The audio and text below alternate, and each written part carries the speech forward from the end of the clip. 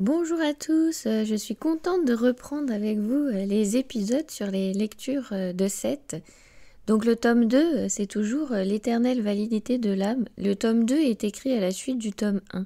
Si vous voulez, nous étions arrêtés au chapitre 8 et donc là on va continuer avec le chapitre 9.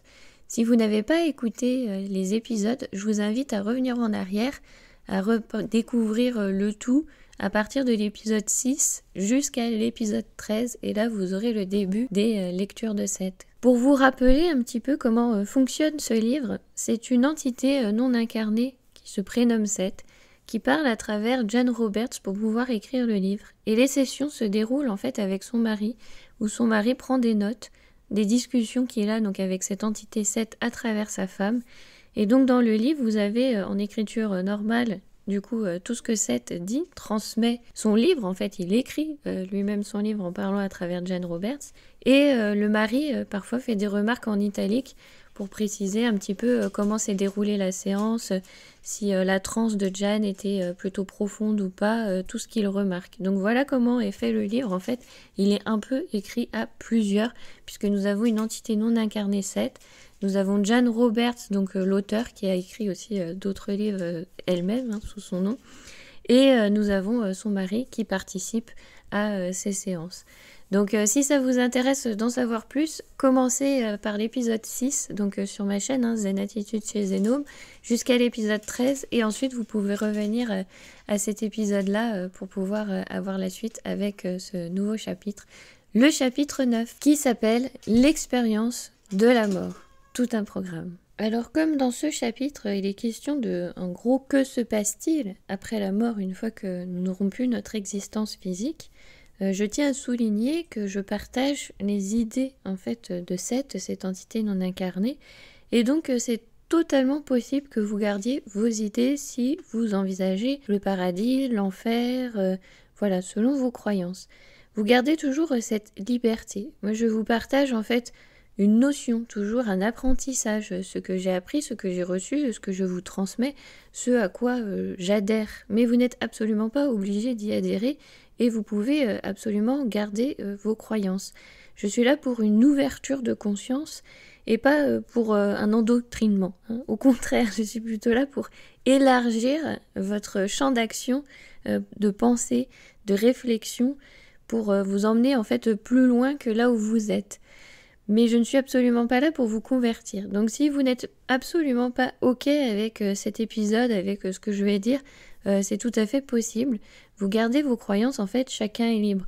Je partage juste la vision de cette entité non incarnée, ce qu'elle nous a partagé à travers Jane Roberts, et ce que moi je reçois également en fait comme information, et qui du coup corrobore mon expérimentation, en fait, corrobore les propos de Seth. Et à l'inverse, les propos de Seth corroborent mon expérimentation. Vous voyez, ça marche dans les deux sens. Donc, si vous n'avez absolument pas ces croyances, ou même si vous êtes complètement athée, que vous pensez voilà, que nous sommes juste un corps sur Terre incarné et qu'il n'y a absolument rien après, c'est tout à fait OK. Mais à chaque fois, je suis ici, en fait, où je vous partage mes idées. C'est un petit peu mes pensées, ce que je pense, ce que je vis, ce que j'expérimente. Donc forcément, on n'a pas tous la même vie.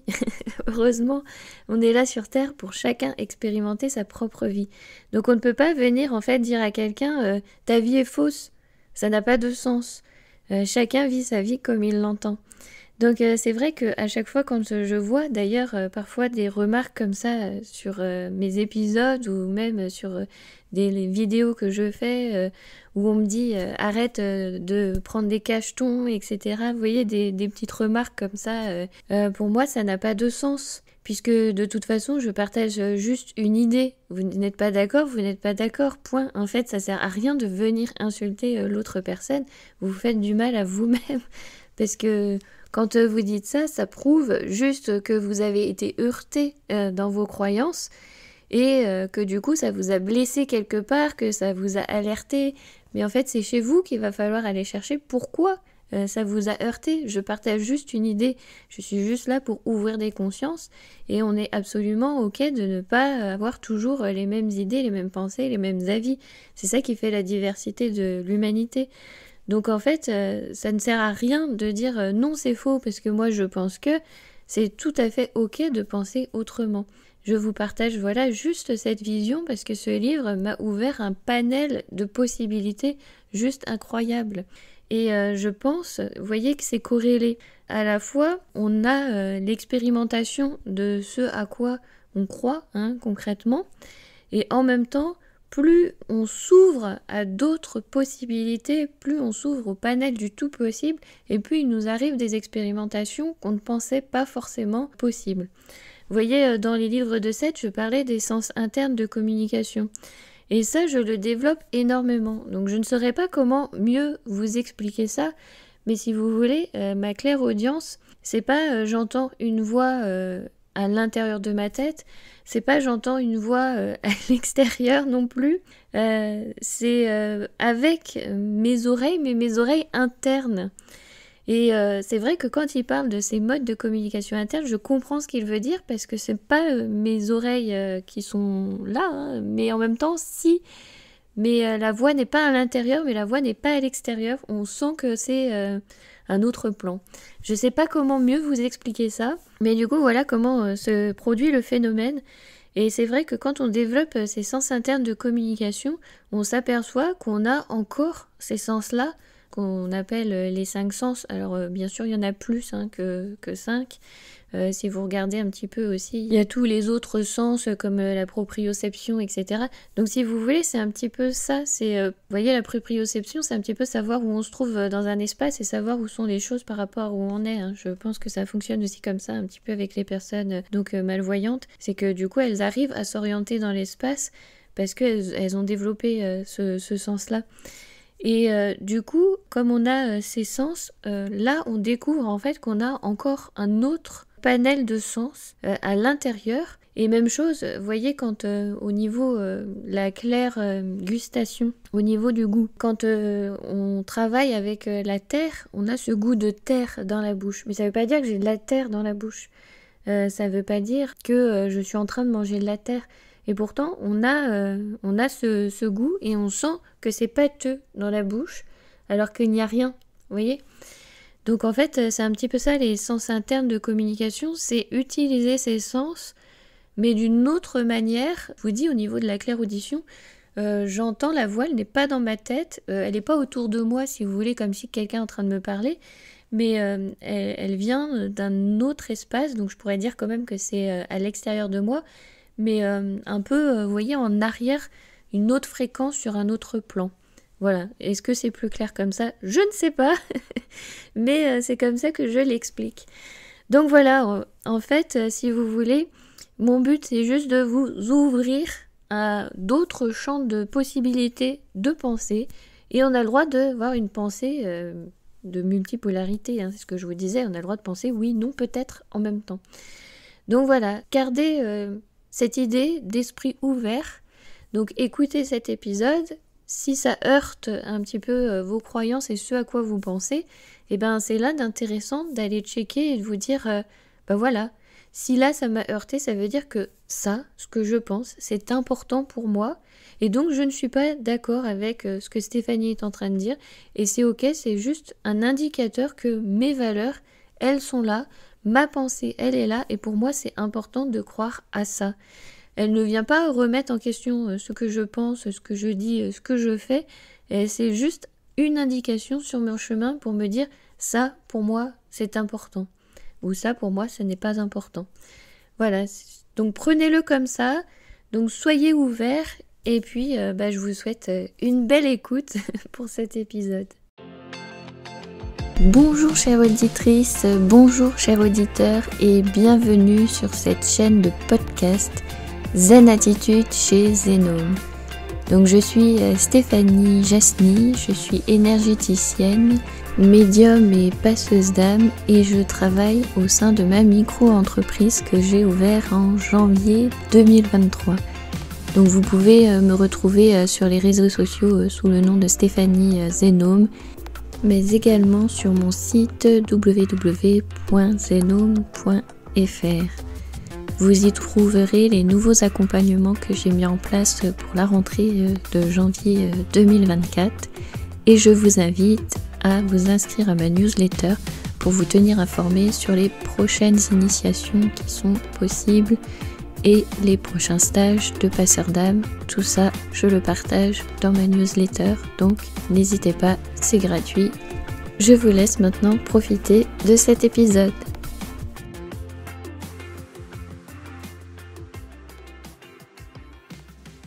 Alors dans ce chapitre 7, voudrais qu'on prenne conscience que par mort, il entend en fait comme si que la conscience n'était pas focalisée sur la réalité physique. Et du coup, il nous explique un peu pour comprendre ce phénomène, parce que la mort n'est pas un instant T, n'arrive pas en fait à un instant T. Elle n'est pas quelque chose séparé de la vie. C'est vraiment une continuité. Et du coup, il essaye de nous expliquer que dans notre corps, des cellules meurent et renaissent en permanence en fait. C'est la division cellulaire, la mitose, tout ça, si vous avez fait un peu de science. Et donc en fait, on est vivant à l'intérieur de toutes ces petites morts. Et du coup, sans s'en rendre compte, on est en perpétuelle transformation.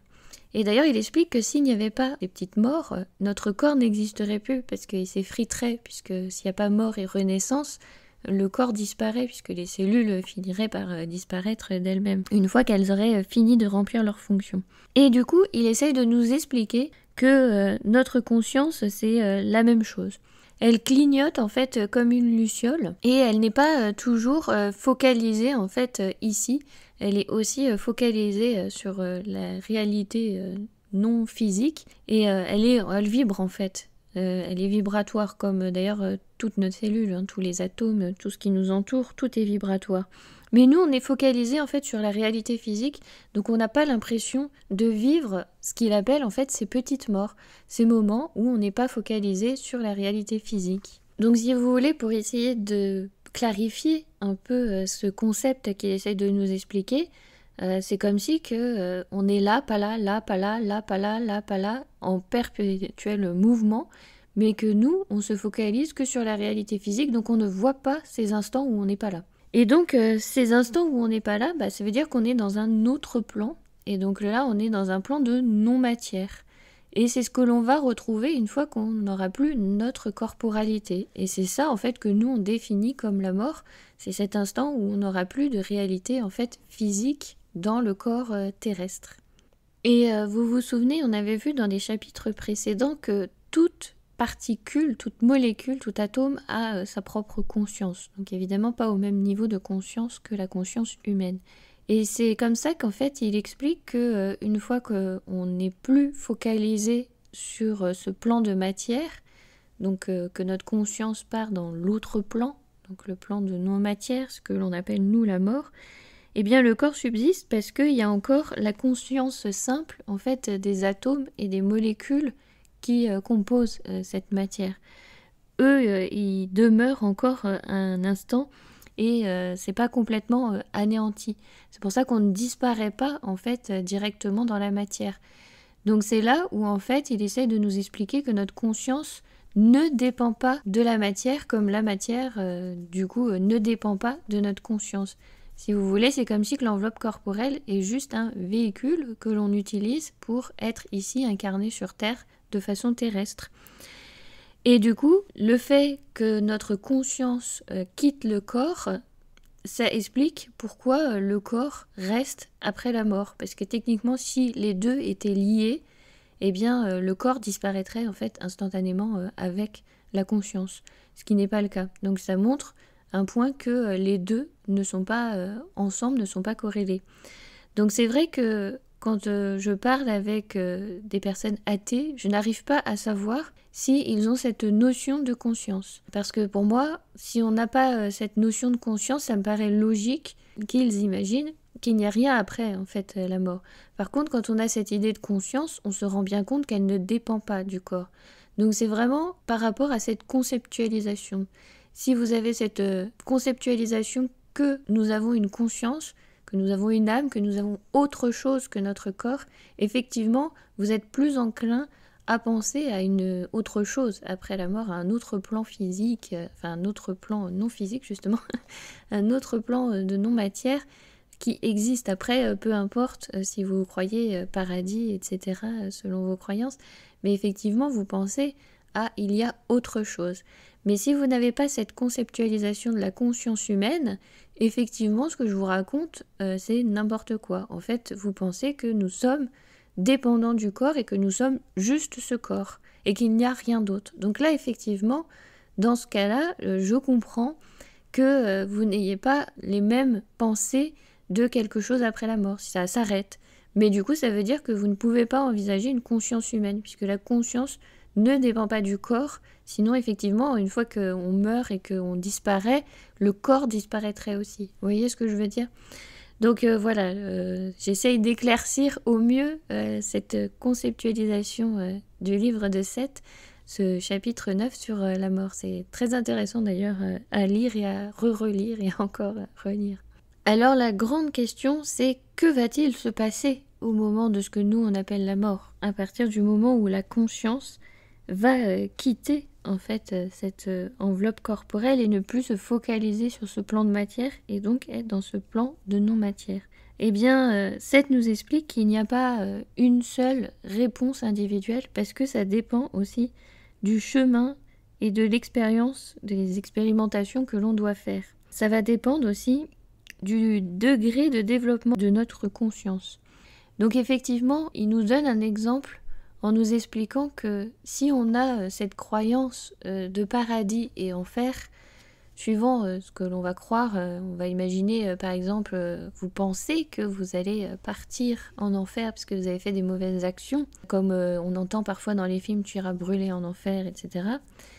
Eh bien, forcément, quand la conscience va quitter le corps, si vous avez cette croyance profondément ancrée en vous, vous allez faire cette expérimentation. Concrètement, ça sera comme ce qu'on expérimente dans la vie où c'est nous qui créons notre réalité et qui vivons notre réalité, nos expériences et nos émotions par rapport à ce qu'il y a à l'intérieur de nous, ça sera exactement pareil de l'autre côté. Donc voilà, donc il n'y a pas vraiment une réponse individuelle, mais du coup, sachez que ça va dépendre de ce que vous croyez profondément. Et peut-être que vous allez même découvrir ce que vous croyez profondément, parce que peut-être que vous allez vous dire ah non mais moi je ne crois pas du tout à l'enfer, le paradis, etc. Blablabla, c'est des contes, c'est des mythes. Mais à l'intérieur de vous, vous y croyez sans vraiment le porter justement à votre conscience, à votre attention. Et du coup, vous allez l'expérimenter ensuite. Donc voilà ce qui va se passer en fait un petit peu après, comment Seth nous décrit les choses. Ça va dépendre de ce à quoi l'on croit. Et forcément, donc selon nos croyances, selon ce que l'on va expérimenter après, on va être encore dans cette forme en fait d'hallucination. C'est comme ça qu'il l'appelle, des hallucinations. Et donc on va être transbahuté comme ça, d'hallucination en hallucination. Si vous voyez un petit peu comment c'est le monde des rêves, ça donne ça. Bon courage à nous. Et il y a bien sûr des entités, donc non incarnées, des enseignants de l'autre côté, qui sont là pour nous aider et nous encadrer et nous expliquer le processus pour nous aider en fait à traverser ce que l'on doit traverser. Donc ils sont là aussi, on sera toujours soutenu de l'autre côté par, on va dire, des consciences un peu plus avancées, puisque ce sont des enseignants. D'ailleurs, on peut même se perdre dans ces hallucinations, c'est bien pour ça qu'il y a des guides de l'autre côté pour nous aider, parce qu'en plus, comme techniquement, c'est un petit peu ce qu'on fait dans les rêves, on ne se rend pas compte forcément qu'on est mort. Donc c'est vrai que du coup on a besoin de ces guides aussi pour nous accompagner. Il explique aussi qu'en cas de mort très brutale et violente, c'est tellement un choc qu'on peut en fait comme si tomber dans le coma, vous voyez, il y a le blackout total. Du coup c'est le noir total jusqu'à ce qu'on vienne en fait nous aider à traverser ce moment. On est toujours en fait accompagné. Quoi qu'il arrive, on sera accompagné de l'autre côté. C'est plutôt rassurant. Parce que dit comme ça, je sais pas si c'est vraiment rassurant ce que je vous raconte. Et alors, c'est super intéressant, c'est que pour être accompagné, c'est pas seulement par des entités non incarnées, des guides de l'autre côté. Ça peut être aussi des personnes qui sont là, incarnées, et qui font des sorties de corps, des voyages astrals, donc qui s'en souviennent ou qui ne s'en souviennent pas forcément. Et du coup, on fait ces sorties de corps, évidemment, c'est quand on dort. Donc, si ça se trouve, on peut être, sans le savoir, un de ces enseignants accompagnant en fait les âmes de l'autre côté. Je vais prendre un exemple. Effectivement, je travaille, je suis passeuse d'âmes ici. Et donc effectivement, j'accompagne les âmes. Donc je me dis peut-être qu'en ayant cette fonction, on va dire entre guillemets, ici en tant que personne, j'accompagne ces âmes quand elles se présentent à moi, je les aide à passer de l'autre côté. Je me dis peut-être que quand je rêve, quand je dors et que du coup ma conscience est libre dans l'autre plan, peut-être que j'ai encore ce rôle-là, mais que je ne m'en rends pas compte, je ne m'en souviens pas. Je ne sais pas que je fais ça, mais j'ai peut-être, vous voyez, ce rôle-là. J'aide aussi, j'accompagne aussi ces âmes qui sont du coup dans l'autre plan pour pouvoir passer ce cap-là. Donc voilà, on est entouré, accompagné quoi qu'il arrive, en fait on n'est jamais seul. Et ce qui peut être rassurant dans ce que je suis en train de vous dire, j'espère que je vous effraie pas trop, c'est que en fait il nous explique c'est que ces hallucinations, quoi qu'il arrive, ce à quoi on croit et on s'accroche, ça sera que temporaire.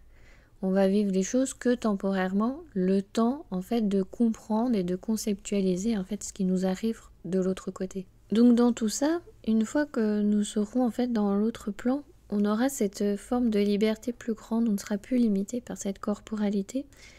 Et ça nous paraît là un peu abstrait, on se dit oh là là comment on va se faire parce que par rapport au rêve c'est un peu du grand n'importe quoi, on part avec des images dans tous les sens et tout ça, si ça donne ça, ça va être la cacophonie. Mais finalement, il nous explique que ça sera un endroit plus familier que ce que l'on pense. On pense que c'est quelque chose éloigné de nous, alors qu'au final, c'est un petit peu notre maison. Ça rejoint les films Nos Solars, notre demeure. En fait, c'est chez nous, on connaît déjà. On sait ce que l'on va traverser, ce que l'on va faire, etc. On va juste s'en rappeler après. Parfois, il y en a, ils s'en rappellent même là maintenant. Et quand on est médium, effectivement, quand on entre en communication comme ça, selon les plans où ils en sont, avec nos ancêtres, nos défunts, etc., on s'aperçoit qu'ils sont plutôt en paix, vous voyez, c'est toujours un côté bienveillant. C'est pour ça que j'ai du mal avec cette conception d'enfer, de diable, de choses horribles. Parce que de l'autre côté, c'est tellement lumineux, lumière, que c'est pas horrible. Et pourtant, j'ai traversé des coins sombres, si vous avez écouté mes autres podcasts, vous savez que j'ai traversé ce coin sombre un peu où on est englué dans un espèce de pétrole bizarre, etc. Mais je trouve que c'est plus une expérimentation, mais il n'y a rien de diabolique en fait derrière. Il n'y a rien de mal, c'est juste l'expression en fait de notre souffrance selon là où on va partir avec nos culpabilités, etc. Où on va en fait martyriser soi-même. Concrètement, c'est ça. Il n'y a personne derrière qui nous martyrise autre que nous-mêmes. Et c'est exactement ce qu'on fait en fait ici, dans ce plan. Il n'y a personne d'autre que nous-mêmes qui nous martyrisons. Les autres ne sont que le reflet de ce qu'on exprime avec soi-même. Donc si on ne se respecte pas, effectivement, on ne rencontrera que des gens qui ne nous respecteront pas. Comment peuvent-ils nous respecter si on ne se respecte pas soi-même? Si on ne s'aime pas et qu'on cherche l'amour, on ne trouvera pas. On ne trouvera pas quelqu'un qui nous aime, puisque nous-mêmes, on ne s'aime pas. Comment vous voulez que l'autre nous aime si nous-mêmes on se déteste? C'est pas possible. Vous voyez, donc ça va être un petit peu cette même idée de l'autre côté. Donc aussi pour nous rassurer, je ne sais pas si ça va vous rassurer, il explique que les personnes qui ont cette croyance qu'il y a autre chose après la mort s'adaptent plus facilement que ceux qui pensent qu'il n'y a plus rien. Ceux qui pensent qu'il n'y a plus rien, c'est comme s'ils vont faire un blackout général, mais temporaire. Parce que forcément, il y aura toujours quelqu'un qui va venir pour dire tu es encore là. Et donc, quoi qu'il arrive, s'il y a cette mort violente, ces comas, ces blackouts total, ces hallucinations, tout ça, ça sera de toute façon temporaire. Et puis, une fois qu'on aura traversé tout ça, on aura un moment où on fera un petit peu le bilan de notre vie, là, de notre expérience qu'on aura faite, de la personnalité. Et puis, voir, décider si on va retourner à la matière, donc à une autre vie physique, ou non, ou si on va faire autre chose. On va faire le bilan pour voir si on a appris tout ce qu'on devait apprendre, tout ce qu'on avait envie d'apprendre, là où on avait envie d'aller. Donc du coup, même après, vous voyez, on est encore en apprentissage. C'est pour ça que je vous dis qu'il n'y a jamais de niveau, il n'y a jamais de niveau à atteindre d'excellence, comme la connexion à l'amour. Personne n'aura un niveau d'excellence de connexion à l'amour, ça n'existe pas. On est connecté, point. À savoir que même encore après, on va continuer à apprendre des choses. Donc c'est vrai qu'on peut se poser la question, moi je me suis posé la question, si une fois, comme j'ai cette conception de non-espace-temps, que tout se passe en même temps, de façon quantique, je me suis posé la question si une fois que je serai dans l'autre plan, je ne vais pas me rassembler avec toutes mes autres vies, où en fait, peu importe que j'ai vécu en 1800, en 2054, dans cette temporalité, peu importe, c'est une fois que je serai partie, qu'on se rassemble tous parce qu'on va tous partir en même temps, voyez. Et donc du coup, on va faire un peu le bilan tous ensemble. Je me suis posé la question. Donc ce qui nous explique, c'est que c'est pas vraiment comme ça. Donc là, après, c'est à vous de voir, parce que du coup, lui, il envisage plutôt les choses de façon réincarnation, donc réincarnationnelle.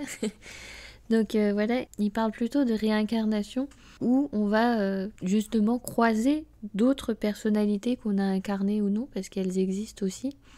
Mais il envisage ça comme on va les croiser, comme si c'était quelque chose à l'extérieur de nous. Donc voilà, je dis juste ça. Mais après, comme toujours, chacun garde ce à quoi il adhère, évidemment.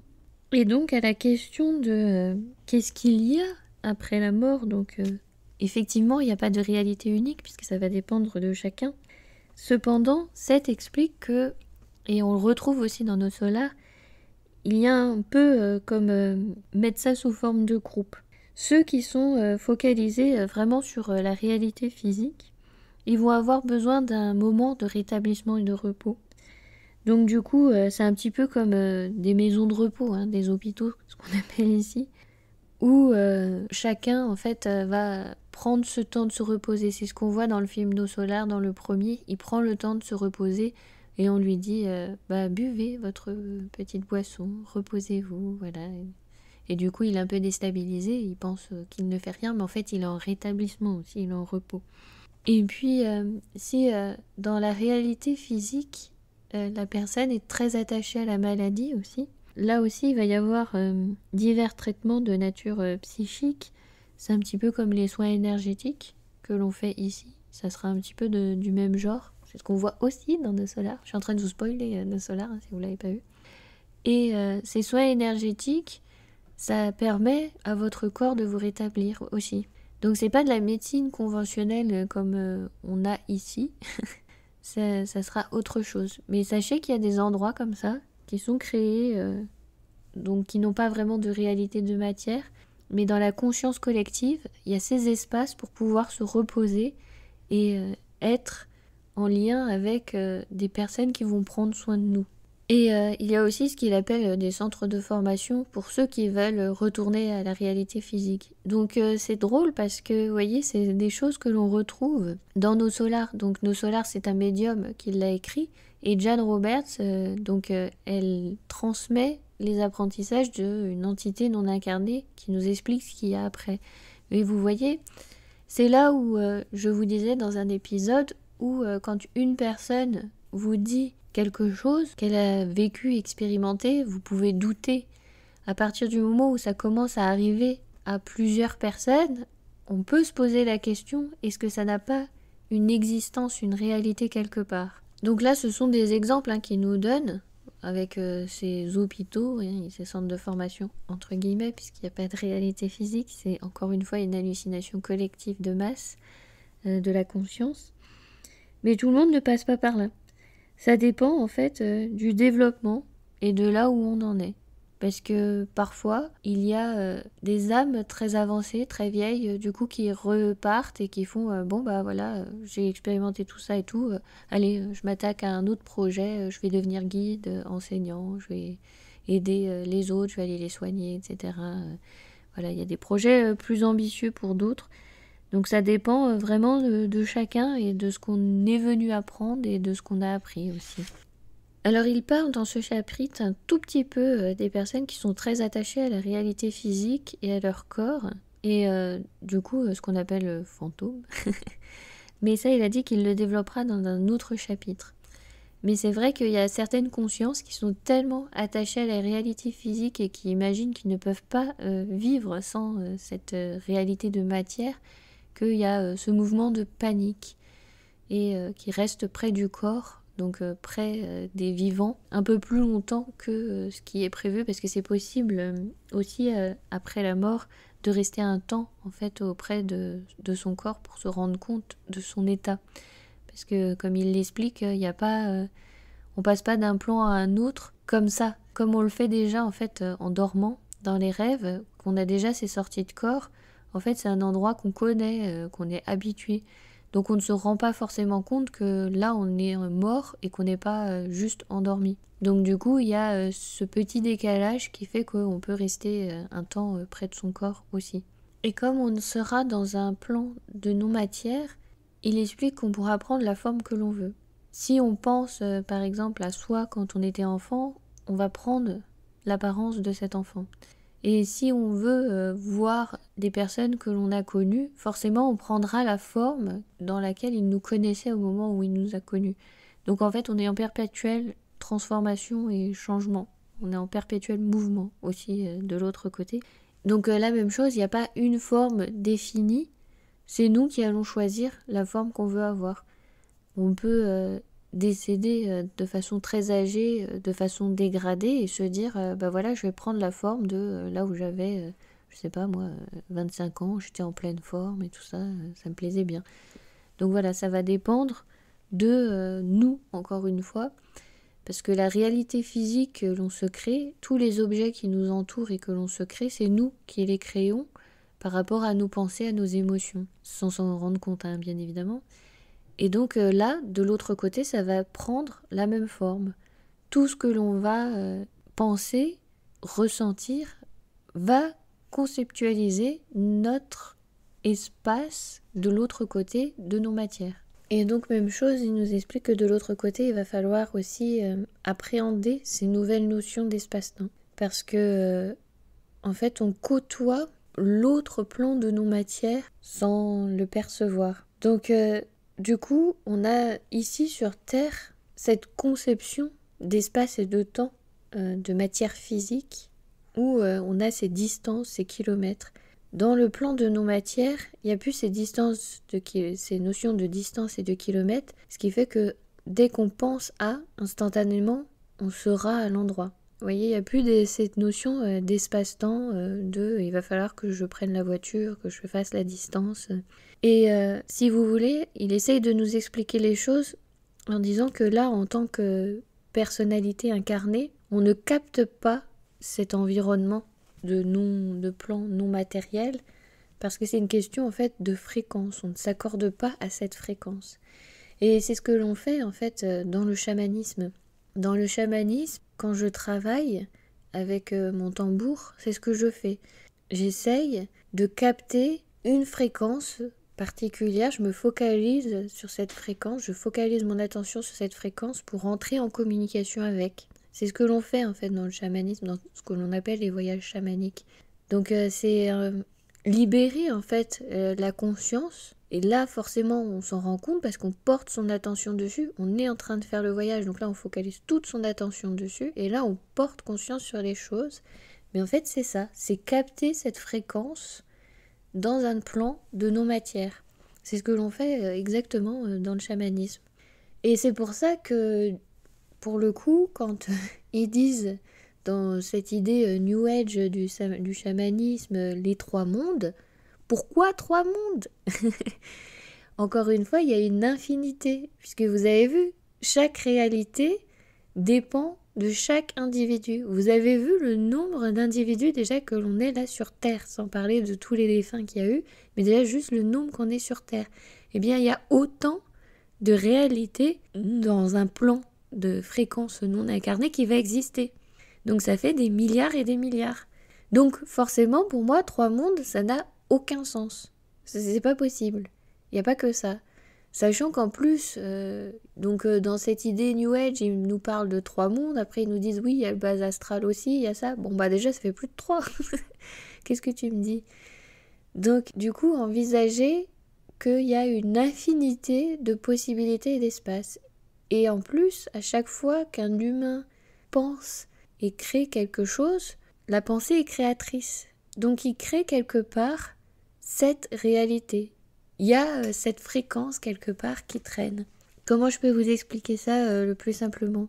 Comme la pensée est créatrice, tout ce qui a été imaginé par les humains existe quelque part dans un autre plan. Et donc c'est possible que de par cette imagination, un jour, ça prenne forme, réalité dans la matière, dans une autre dimension. Voilà, c'est un peu comme ça que j'essaye de vous expliquer les choses au mieux. Donc encore une fois, prenez comme ça résonne, prenez selon vos croyances, mais sachez que effectivement, il y a d'autres plans. Forcément, quand on expérimente ces autres plans, quand on connecte à ces fréquences, c'est difficile de vous dire que non, il n'y a rien après la mort. Forcément, je suis plutôt à vous dire oui, il y a quelque chose après la mort.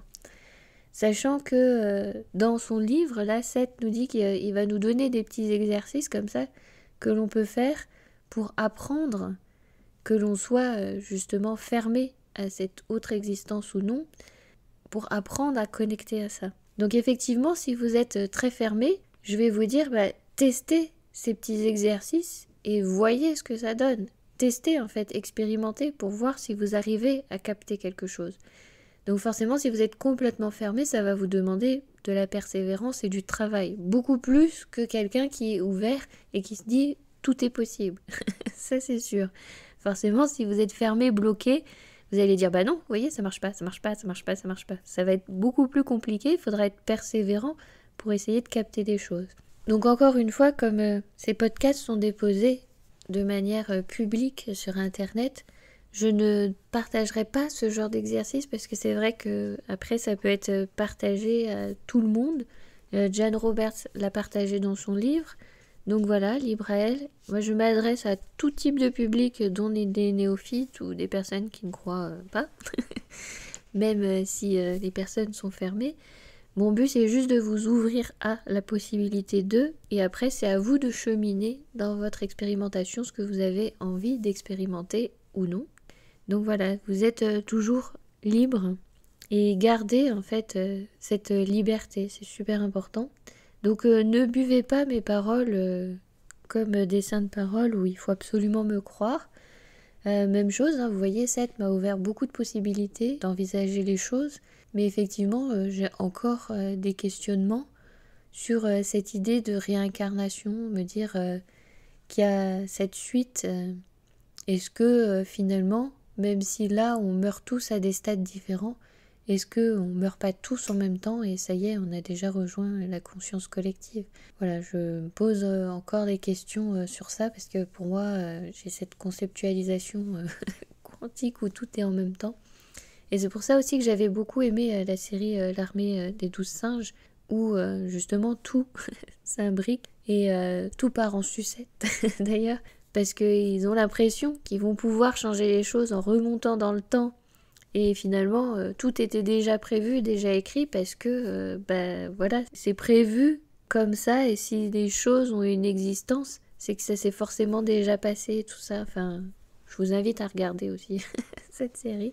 Donc il y a encore quand même des questionnements, du flou artistique, ça c'est sûr, puisque de toute façon, si on est encore incarné, c'est qu'on a encore pas mal de choses à apprendre, et après on aura encore pas mal de choses à apprendre. Donc voilà, nous serons toujours des apprenants. Je pense en plus que quand à chaque fois on décide de retourner à la matière, s'il y a cette idée de réincarnation et qu'il y a, on va dire dans le temps, cette idée d'évolution, c'est qu'effectivement on a envie d'apprendre encore et qu'on voit qu'il nous manque encore des choses. Donc de toute façon, quoi qu'il arrive, si on est là, c'est qu'on a encore des choses à apprendre. Je vais m'arrêter là pour aujourd'hui sur cette conception de qu'est-ce qu'il y a après la mort, comment ça se passe, qu'est-ce que c'est la mort. Je vous invite à lire le livre hein, si ça vous intéresse, d'aller plus loin, d'approfondir, parce que moi je vous fais un petit résumé, hein, évidemment, je ne vous fais pas tout le livre. Donc voilà, je vous remercie infiniment encore une fois pour votre écoute et je vous dis à bientôt dans le prochain épisode, donc avec le chapitre 10, on va continuer avec les lectures de Seth. Passez une très belle journée, après-midi, nuit, selon quand vous allez écouter cet épisode. Et donc, n'oubliez pas que pendant la nuit, vous faites l'expérience de cet autre plan.